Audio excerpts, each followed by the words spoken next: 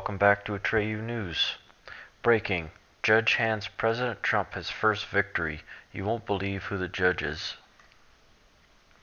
The first judge to freeze President Trump's first travel ban order gives the revised order a thumbs up. The Washington Examiner reported Judge James Robart of Washington State, whose ruling in February froze President Trump's first travel ban, decided Thursday that the president's revised travel ban is not subject to the prior injunction enforced against the first one.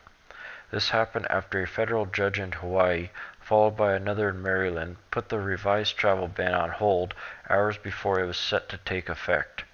Plaintiffs in the case had argued that tenets of the president's new executive order, specifically that the 90-day suspension of travel from 6 majority Muslim countries and a 120-day freeze on refugees entering the United States were nearly identical to that of the first order. The administration pushed back against that assertion, saying the new order is substantially different and completely lawful. In his ruling, Robart says, the court agrees with the defendants that the limited scope of the court's prior injunction does not carry over to EO2, the second executive order. He continued the court cannot conclude the policy changes in EO2 are minor or that EO2 represents nothing more than a renumbering of policies that the court has already enjoined. According, the court declines to apply its preliminary injunction concerning EO1 to provisions contained in EO2. Well, like I was saying before, this is good news. However, it makes no difference whether it's blocked or not, because now the eyes of the world are upon America and its borders. And if one terrorist attack takes place on American soil, you can guarantee whatever Trump wants he's going to get, which I suppose was the point. Trump is always 3 or 4 steps ahead of everything, it seems.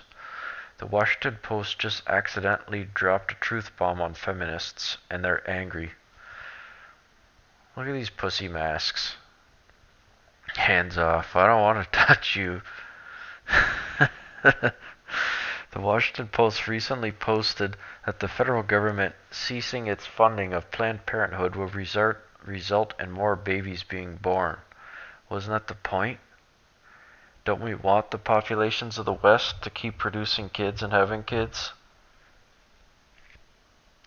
What are we supposed to do? Invite the third world to repopulate our countries like they want? That's not what's going to happen. Allen B. West, having gone over the Congressional Budget Office's review of the congressional bill for repealing and replacing the Affordable Care Act, the Washington Post came to a startling conclusion. The federal government ceasing its funding of the nation's leading provider of abortions would result in more babies actually being born. Thanks, Captain Obvious.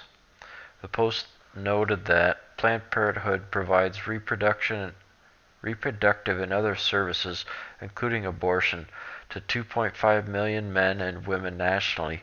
Its health centers provide more than 300,000 abortions and nearly 3 million contraception services in 2015, according to its latest annual report. So 300,000, nearly 3 million contraceptives.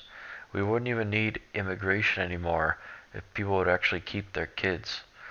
The budget reconciliation's recommendations of the House Committees of Ways and Means and Energy of Commerce, March 9th of 2017, are the bills these days, a monster. Contained somewhere within the labyrinth of pages is the following. To the extent that there would be reductions in access to care under this legislation, they would affect services that help women avert pregnancies. The government would incur some costs for medical beneficiaries currently served by affected entities because the cost of about 45% of all births are paid by the Medicaid program. CBO estimates that the additional births stemming from the reduced access under the legislation would add to federal spending for Medicaid. In addition, some of those children would themselves qualify for Medicaid and possibly for other federal programs. By CBO's estimates, in 1 year period in which federal funds for Planned Parenthood would be prohibited under the legislation, the number of births in the Medicaid program would increase by several thousand, increasing direct spending for Medicaid by $21 million in 2017 and $77 million over the 2017-2026 period. Overall, with those cuts netted against the savings estimated above, implementing the provisions would reduce direct spending by $156 million over the 2017 to 2026 period.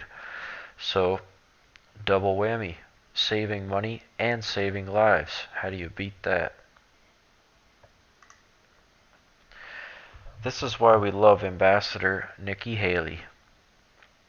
The UN has been Israel bashing for decades. We're not going to put up with it. Let's take a listen.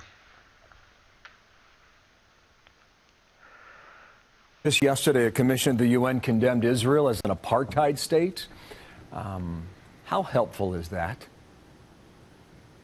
It's not helpful, but it goes back to the culture of the UN. The UN has been Israel bashing for decades, and what we are trying to do is make sure that they understand there's a new administration in town. We're not going to put up with it. We're going to have the backs of Israel every time they do this.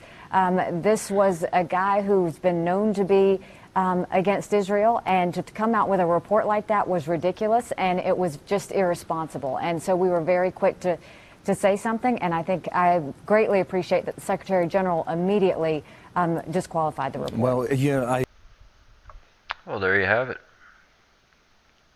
It's fascinating. Trump gets called an anti-Semite, yet his daughter is a Jew.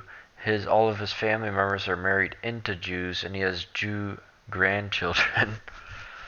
That's hilarious. But it's good. Good.